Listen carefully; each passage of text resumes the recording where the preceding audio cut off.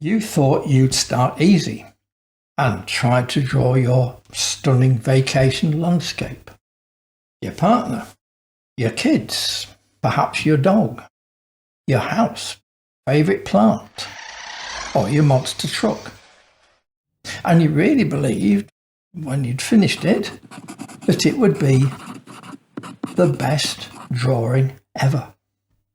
But it's not even going to be close. To make your good drawings, you need to have made at least a few dreadful drawings. Not one or two, but 10, 20, 30 or more drawings. Because every time you make a poor drawing, it's going to be a little bit better than the previous one. You learn by doing, and doing it the wrong way, and then discovering how to do it the right way, because you learn by experience. It's a bit like hearing Mark Knopfler in a concert, being enraptured by the sound and thinking, I want to play like that. Then buying a guitar and expecting to pick it up and instantly play like he does. No, not going to happen, because you're conveniently forgetting the years of practice that got him to where he is today. You're thinking, okay, fingers here and here, and strum these strings. But Mark's not thinking at all, just reacting to what he feels. That's what practice does. It builds muscle memory, so you can do without conscious thought. In our case, that means building a connection from your imagination that travels down your arm so it can directly control your hand. Does that all make sense? Good. However, don't accept anything without questioning it first. Teachers, including me, can unwittingly teach you their limitations. So question everything. I mean, how many times have you been told, keep your pencils sharp? But have you ever stopped to wonder why? Think about it. That sharp point requires constant resharpening, with a loss of concentration.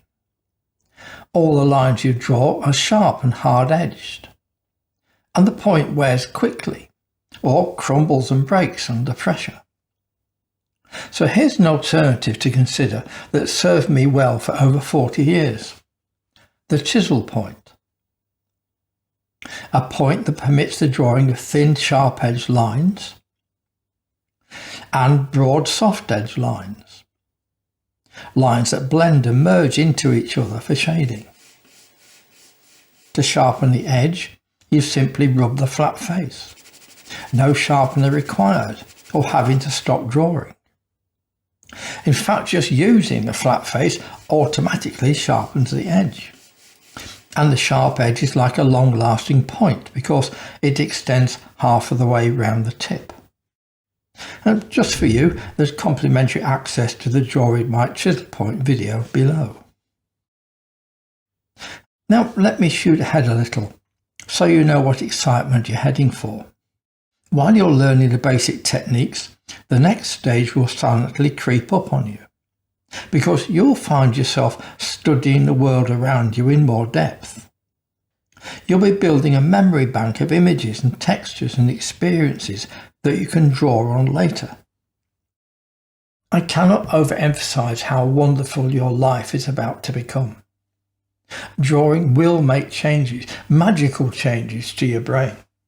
It will reconfigure itself to handle all the visual information that you begin to throw at it, and learn to translate that information into movements of your hand and arm that portray what you see to others.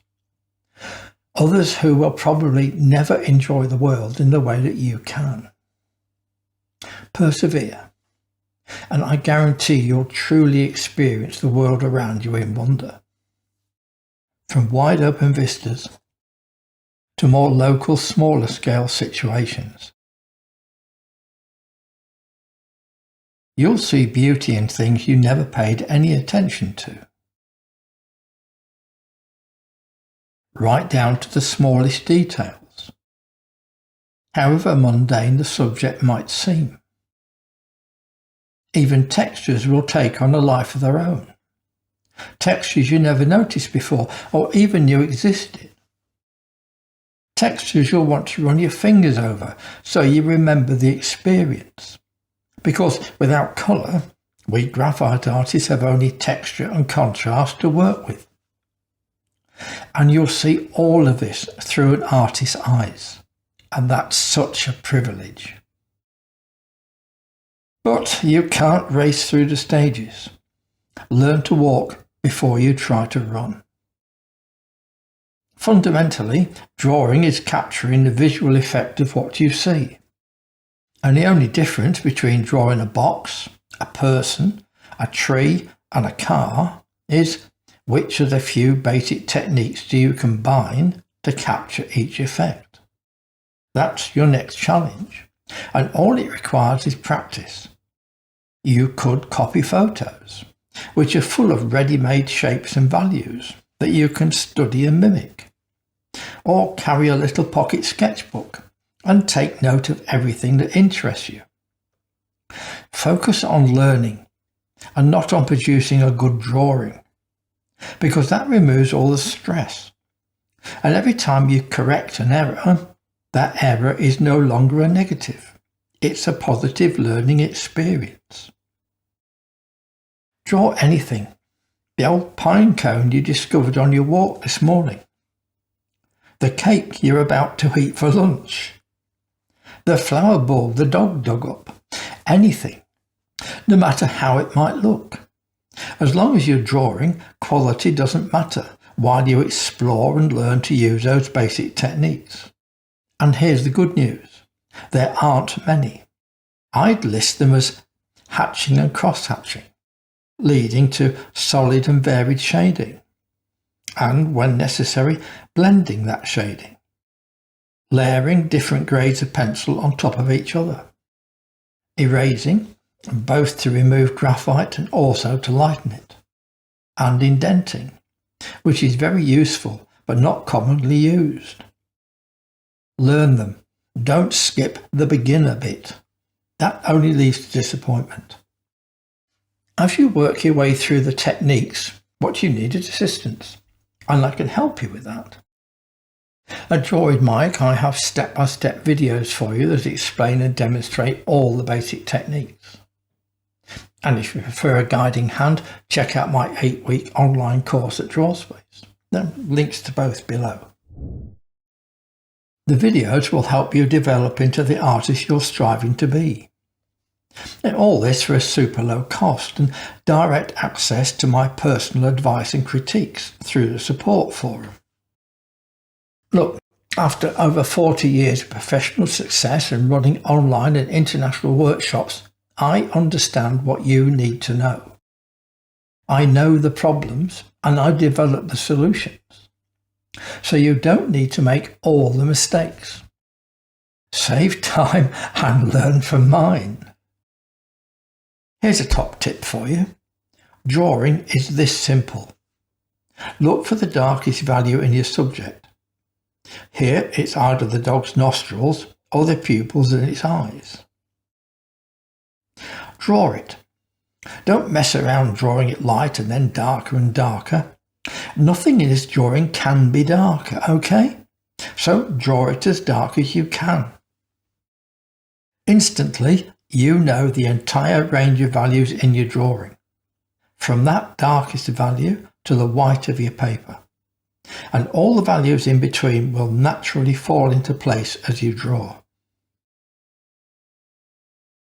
And here's another pro tip.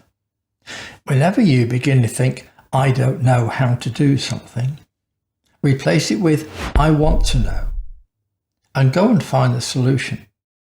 Search online, research in books, ask other artists, take a course, whatever it takes to find and soak up that knowledge. I don't know is a dead end. It's a killer. But I want to know begins the journey. A journey where finding answers raises other questions. Progress and improvement pile the more progress. It's a never-ending quest. Generate excitement and curiosity, and you can't fail, because you're always going to learn something new. And if you don't immediately understand it, don't worry, because you will as you develop and improve. Oh, and don't limit yourself. Don't shoot yourself in the foot by only using stuff you know. Think, this is what I want to do. Then find a way to do it. Everything becomes possible. When you don't know, it can't be done.